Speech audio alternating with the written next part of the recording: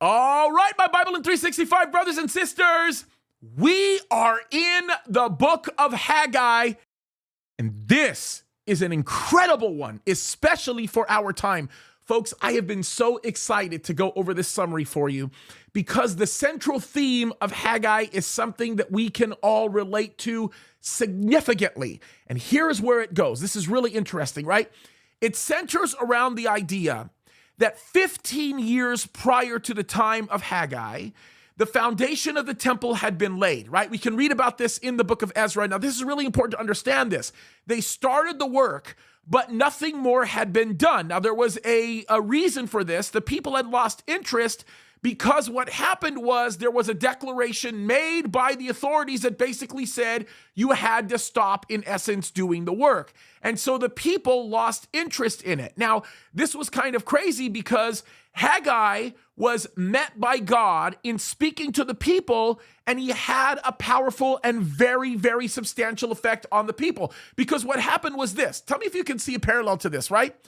The people were doing the work of God. Follow me on this one, right? They were doing the work of God. And as they were doing the work of God, the government intervened and said, stop doing the work. So they did. And they stopped doing the work in the name of wanting to obey what the governor or the government told them. And in the meantime, focused inwardly on building their own houses, taking care of their own finances, and securing their own future. What they did not realize was by doing that, they were bringing sudden and terrible destruction upon themselves. And Haggai comes in and he says, listen, stop what you're doing. Because I'm about to ruin the image in this. No. Sorry, I had to be a little silly. He says, stop what you're doing. Why? You probably can't take me seriously now after this. He says, sorry, I had to do it. He says, stop what you're doing. Why? Because when you choose to take your eyes off of the work of God in the name of compliance to some kind of government or some other authority, will be the very moment you buy into the death of the future. Folks, isn't that so true of what's happened to us? Think about it. We had COVID go down, and in that midst, there were so many churches that were flourishing, so many things that were happening, and everybody shut down because the government said, stop the work, no more, be done with it. And the church did. And America has gone down the tubes because the church chose to listen to the government and did not listen to the voice of God. Haggai is the book that will inspire you to think completely different about these things. Look, think about what happened, folks. 586 BC was the last of the three sieges that Nebuchadnezzar had brought upon the southern kingdom of Judah. The northern kingdom was already gone. And in that, we know that the 70-year clock that Jeremiah had predicted would happen actually started several years prior to that in 605 BC. That would have been when Daniel was actually taken away.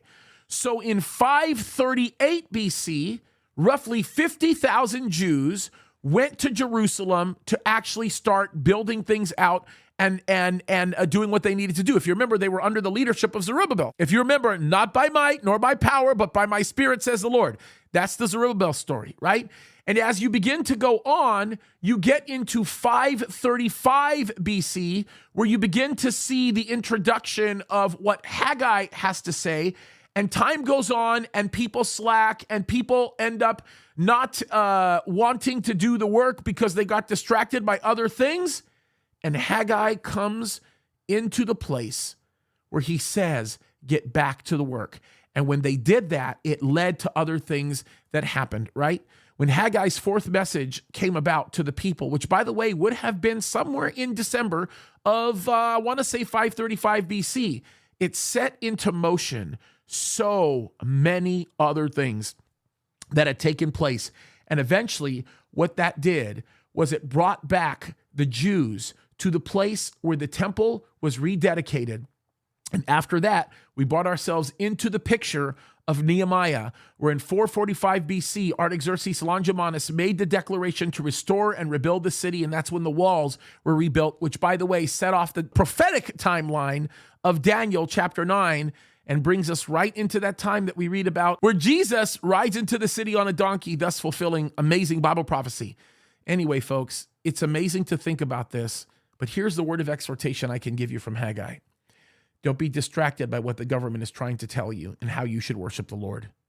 Do what God has called you to do.